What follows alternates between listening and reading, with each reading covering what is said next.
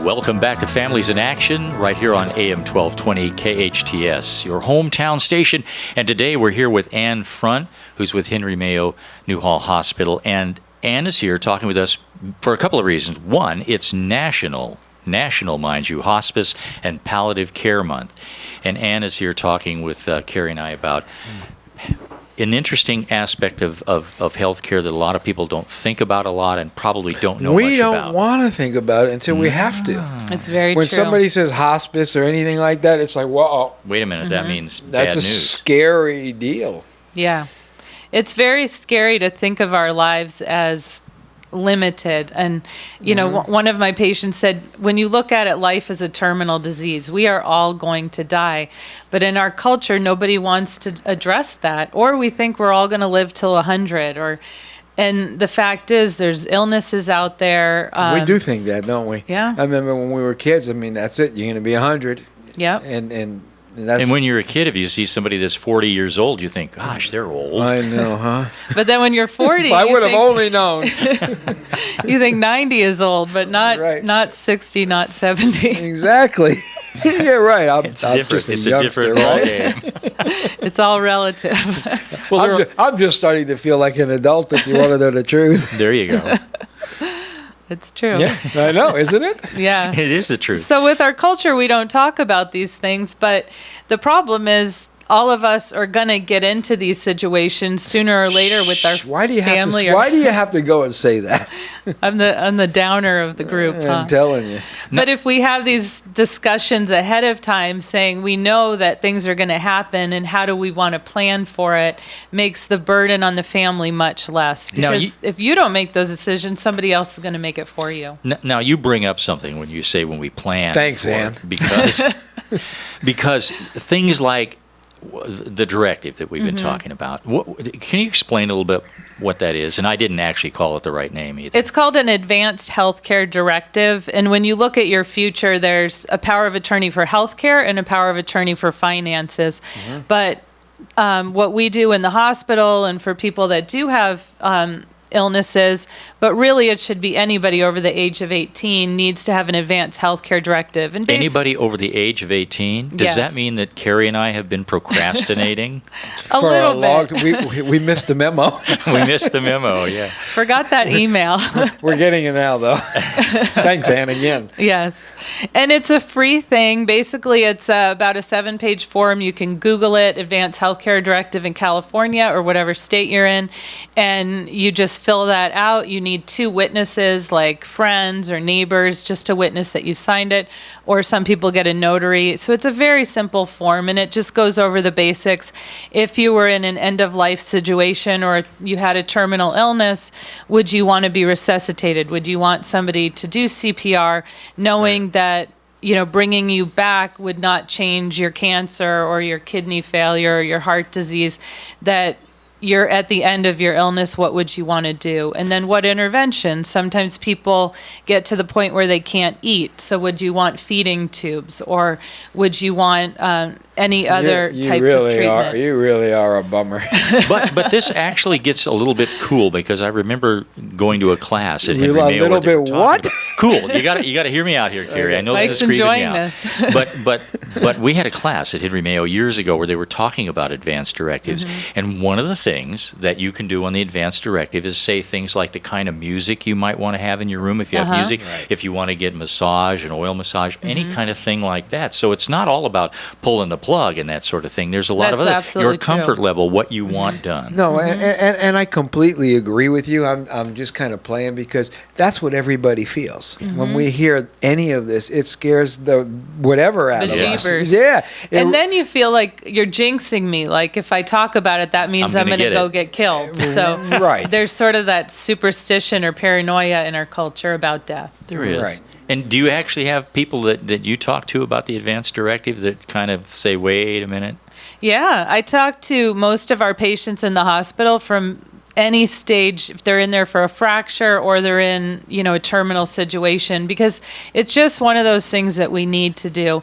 And the Medicare guidelines with all the changes in healthcare, there's now a requirement that an adult that comes into the hospital for any reason, a broken toe, we have to ask, is there advanced healthcare directive, and would you want information about that? So do me a favor. If I end up in the hospital, don't come see me. I might write one for you, Cary. There you go. But no, I absolutely think it's super important, and I'm definitely going to do one for myself. I think it's something that we all need to do. And look you at might not and need think it for about. 20, 30, 40 years. We hope. But again, if you leave those 50 or decisions 60? to your 50, 70, Yeah. if you leave those decisions to your family, that's a huge burden to place No. on them, because then they're in a place of trying to figure out what your wishes are, like assume, or a lot of times I hear that I'm in the position of playing God and I don't want to give up on my family. I don't know what they would have wanted. No, I remember when my mother and my father passed away, and we had to make a lot of decisions that were not easy. And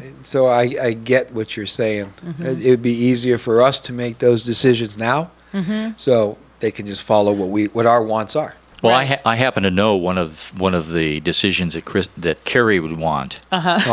Cary would want somebody to place a fishing pole in his hand so he could sit there and pretend that he was on a boat fishing. That's true. Actually, that In the doesn't deep sound blue too bad. sea. does Doesn't it? sound that bad, right? Write that down, yeah. Doesn't sound that bad, huh? And these A conversations, fishing pole in my Harley. I wasn't going to bring up the Harley, but now that you mention it. but these I'm just conversations kidding. can be fun. As Fun? dismal as it sounds, when you're with your family to talk about these things, like just starting with, what music do you love? What would you like at the end of your life? Or, Do you think about that ever? I do. I have actually thought about that. When I heard a song, I always said, wow, that would be nice. So Yeah. it's something I think we all kind of think about Yeah. anyways, but we're afraid to talk about. Right.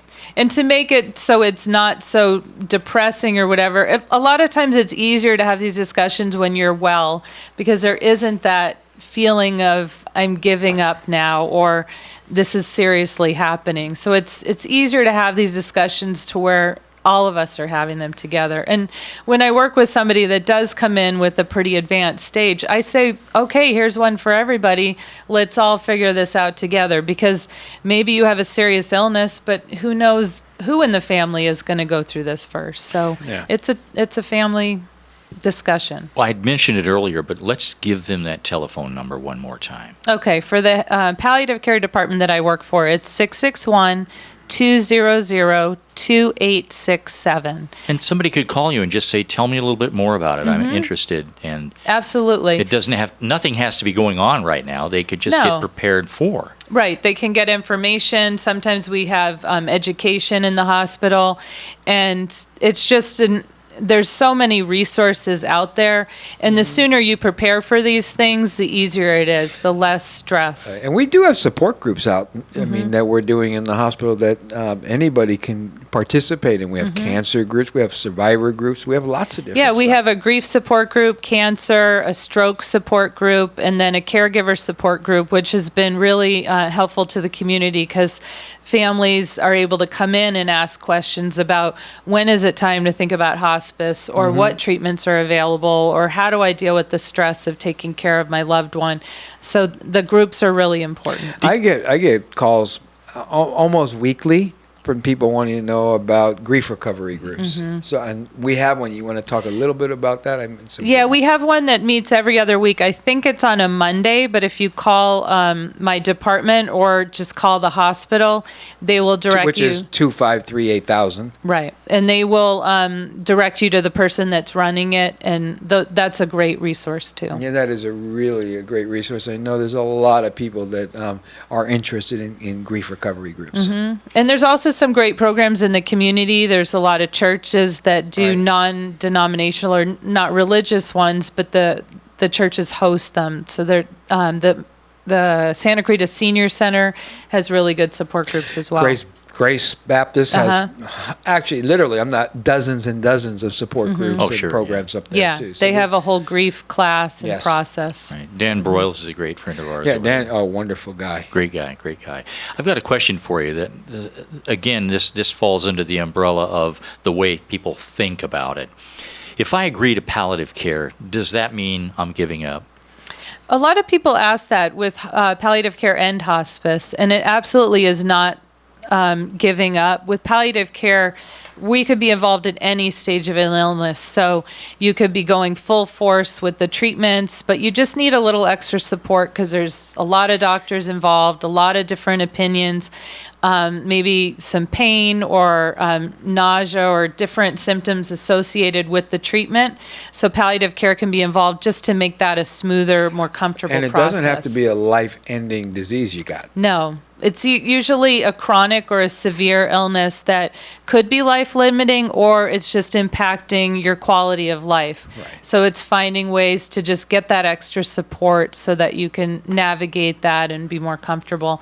And then hospice, people say a lot of times, does that mean I'm giving up? But I think it's more just you're not giving up as much as you're switching from curative treatment to more like of a quality of life or comfort. So it's not that you're giving up, it's that your goals change, that I might be foregoing curative treatment, but I'm really focused and moving towards having a good quality of life to spend those days with my family or doing what I love, going fishing or those things. So it's not so much giving up, it's changing the course. Let me ask you something, and this is going to be kind of personal for you. What is it that you like about doing this kind of work at the hospital? What I like is being able to work with patients and families in identifying what's important to them, identifying what quality of life means to them, and to be able to have those discussions openly without being afraid, and just to, once we know what those things are, to support through that process. And again, I think just not communicating causes so much emotional and physical distress, because you know what's going on with your body anyway, but those fears and worries just eat at you. And to not have that, to have it on the table is just so important. I had a couple, I think they were in their 90s, and the husband was very, very ill, and the wife had dementia, and he did not want to give up because he was worried about what would happen to her. And when we finally started talking about that and addressing it and involving the various family members, we were able to come up with a really good plan for her, even though she wasn't our patient, to where he could let go and say, all right, I know that she's going to be okay without me. And just to see that sense of relief for him, whatever time he had left, it was like this huge burden off his shoulders. So just, it's very gratifying to see families come together and support the patient. And You know, I was just thinking, we go through life and we're clueless. If you really think about it, we don't think about any of this kind of stuff till it hits us in the face. So getting educated is a good thing. Getting more knowledge is a great thing, and figuring things out before it happens and it hits us in the face is really a smart idea. have you seen that there's a new commercial out? I think it's like a Fidelity or some banking thing. And they did a study with people that look at their lives, at their past, and they had yellow for good and blue for bad times. And it was about equal. And then they said to do the same thing about the future. And it was all yellow. It was all the good things. Right. But I think the financial company was saying we need to prepare for the good and the bad. And I really like that, because it's true. We only look at, oh, we're going to have all these great things happening to us, but we're going to end up in the hospital, or we're going to end up with losses or, bumps on the way. And so planning ahead of those doesn't jinx us to where that's going to happen, but it prepares for us so that we're not so blindsided when things do happen. It prepares and also in some ways protects. Exactly. Do you get involved when people come in the quick way, which is through the ED? Yes, that's what we're trying to do, is more of a focus through the emergency room. When we have patients that come in multiple times, the sooner we get involved, we can help shape the plan of care and avoid unnecessary treatments or discussions. That's my goal, is to start capturing patients sooner and capturing them sooner in their diagnosis so they don't feel alone. We give a lot of resources and support for people getting new diagnosis so that they have a path, they know what questions to ask. And then as somebody illness becomes more advanced, we've already had those discussions. And in the hospital, the patients that we're seeing are more moderate to severely ill.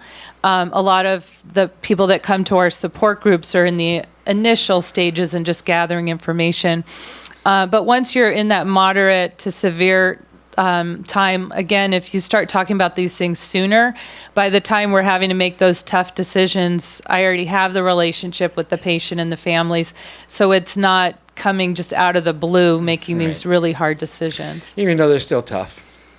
People still have tough times, and it's a scary place to be. It is. So you really wind up with two jobs, as it were. One is education, and the second is you're taking care of people that are there now. If you think about a hospital too, I'm trying to think of the right word to use, but what an interesting place to work. Because if you're walking down the hallway, everyone's there for a reason. Somebody just had a baby. Somebody just was told they have cancer. Somebody just got pneumonia. I mean, it goes on and on and on. Nobody's there just because they're there. Right. Unless they're visiting somebody that's in trouble. Even if they're visiting, they're there for a reason. Absolutely. So almost everybody there is either something great just happened or something bad. Yeah, it's interesting in our hospital because the women's unit where they're having all the babies is right next to the ICU. Yes. And just to pass by there sometimes, I just think what a continuum of life. It's an interesting Isn't it? Juxtaposition. Somebody was just born. A life just started. Somebody's life might be ending. Yeah, absolutely. Yeah. How do you see it turning around? In terms of what? In terms of getting the word out there. I mean, are more people wanting to get things kind of lined out? I think a lot more. With the baby boomer generation that's getting older. No, we're not. You guys aren't part of that, huh? You're still Generation X, right? We're Toys R Us kids. Remember? But as the baby boomers are getting older, they're very sophisticated, very educated, and they're demanding a lot more of healthcare. And that's a good thing because they're not just saying the doctor is God, listen to whatever the doctor says. They're saying we have a voice and we want to know how we fit into the picture, not just what you're telling me. I want to know what my choices are. So as that's occurring, there's just so many more discussions and openness, and it's a good thing. And it's forcing healthcare providers to say, maybe we shouldn't do it this way, the way we've always done it. And then along with new medical treatments, it just really opens up the discussion. And Google. Yes, I mean, Google. Anybody that I know that doesn't feel good or is sick and has symptoms, what are the first thing they're doing now? They're Googling it. Yeah. Right. So people really want information. They want to know, what is it that I'm facing? What are my treatments? What are the medications that are being prescribed to me? Google's a wonderful thing. It is. It's really good. And having those questions to give to your health providers makes them think. It makes them work a little bit harder. Right. So that's really important. So palliative care has been around for quite a while, but it's becoming more frequent. It's in over half the hospitals in the nation, and I think it's growing even since those statistics. So it's something that's out there and available, and I think it's just going to be more of a standard of care versus some new treatment that we're using. Well, it sounds like it sure is now at Henry Mayo. I was going to ask you, if you could say anything to the listeners out there, what would you say? I'd say just plan ahead and have these discussions, and it's not going to hurt you.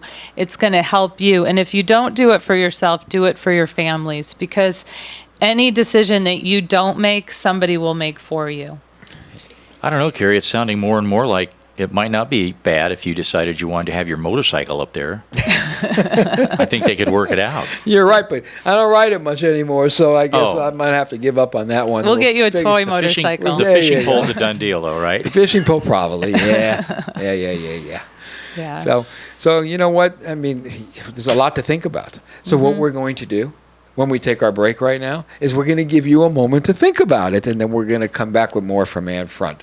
This is Families in Action on your hometown station, AM 1220 KHTS. Welcome back to Families in Action on your hometown station, AM 1220 KHTS. I'm Cary Quashen along with my co-host Michael Duarte, and we have Ann Front, which is a licensed marriage and family therapist over at Henry Mayo Hospital. And wow, you've got us a lot to think about. Yeah, I was just thinking when we started the show, you were talking about heroin addiction and a lot of deaths coming from that. And then through what we're talking about with More palliative deaths care. coming from opiate pills, I want to repeat. Yes, go from ahead. pills, from prescription medication. And then sort of the opposite, where we're talking about people with chronic and severe illnesses and kind of looking at your life.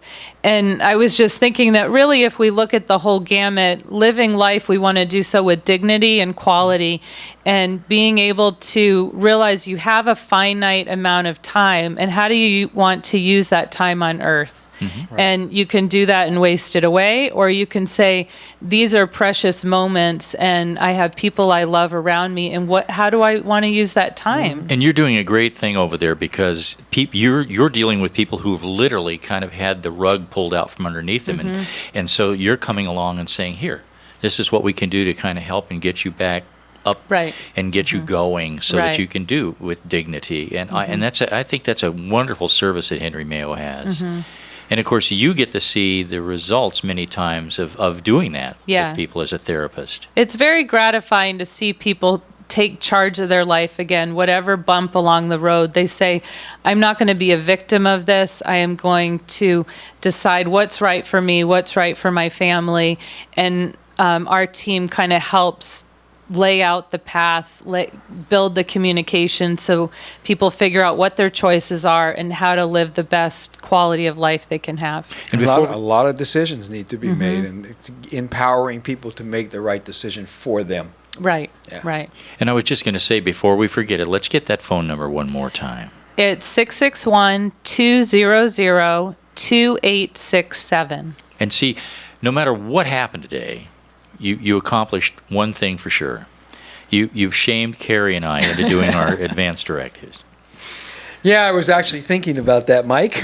That's something that I'm going to have to do. What is that again for the people who just joined us? That's right. It's called an advanced healthcare directive, and basically it's a healthcare power of attorney that's a quick form. It just goes over the most basic things, what your wishes are, what's important to you. Some people add 10 pages of details, other people just put the basics.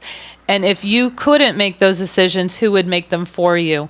If you have a family member that says, well, I don't care what you say, I'm going to do everything, then you want to get somebody that you know respects your values and respects your wishes. So, and you don't want them guessing, let's see, would they want the life support removed or not? Right. I'm going to say yes. You should have a choice. Yes, you should have a choice, and we want to respect the person's decision. So having that on paper relieves the burden of families having to make those decisions when they don't want to play God. And comfort things like do you want a massage? Do you want an oil? What kind of music do you want playing? Right. Do you want do you want a certain color in the room? Right. Anything. I'm just thinking off the top of my head. Right. But you could come up with a lot of things. Or where do you want to die? Do you want to die at home? Do you want to be in a hospital? Some people tell me I will do anything except for go to a skilled nursing home. Then that might mean the choices are more limited in the care, but they want it versus... You want to be buried. You want to be cremated. What music do you want? Who do you want to be invited? I mean, there's so many different things that is really your choice. And that advanced directive means you're going to have your wishes. Hey, Ann, we got only a couple minutes. How do you want to close this? What do you want to say for the next couple minutes? If anything, I mean, we've said so much that really we want people to do some serious thinking. That life's good today. It is. It is good, and I think not taking advantage of life, saying each day is a gift, and I only have this amount of time. How do I want to live my life, and what do I want to say? I feel so horrible for people that get to the point in their illness where they haven't said the things they want to say to people. And in the end, it doesn't matter if you go to Europe or if you have that last fishing trip. It's your family, and you need to have the discussions to tell each other that you love each other. To just have that connection, because that's a gift you're going to give your family. And at the end of the day, and I tell this to the people I work with all the time, I mean, there's a lot of stuff out there, but at the end of the day, family's everything. It really is. It certainly is. You should surround yourself with people that you love and people that you love that loves you. Yep. And whether that's biological or Exactly. family that you've developed along the way with your friends and supports, but it's having those people that you're connected to Right. goes a long way in any illness that you have You know, I think In life in general. in life in general. I think Ann knows our guest next week, Cary. That'd be Pam Geyer. You know Pam Oh, Geyer? yes. She's going to come talk about pain management. Okay. And accidental addiction. And all kinds of stuff. That's going to be pretty cool. You know, it's a show you don't want to miss. Yeah, and you deal with that in palliative care. We do, and we work with Pam a lot in her work, so that's a very important topic. Yeah. So, hey, what can I say? It's always great to have you on our show. Thank you for having me. You guys make it easy. The information is wonderful. You guys can download this. You can go to Got the podcast. You can podcast it exactly if you go to KHTS's website. Also, I know that if you have Time Warner, you can watch us every Monday at 4 p.m. We're even on YouTube. on Channel 20. We're even on YouTube. So this show you can actually watch next week on Time Warner, and you can watch it on YouTube. And last week's show will be on tonight at 4 p.m. So if Right. somebody missed something and they don't remember something you said, they can go back to the podcast and they can get all caught up and they can shock and amaze their friends with everything they know about this now. They can go and say, hey, you can do this, you can do that. They're And- experts. And you can even have your fishing pole if you want. There you go. So it's time to end it, Mike.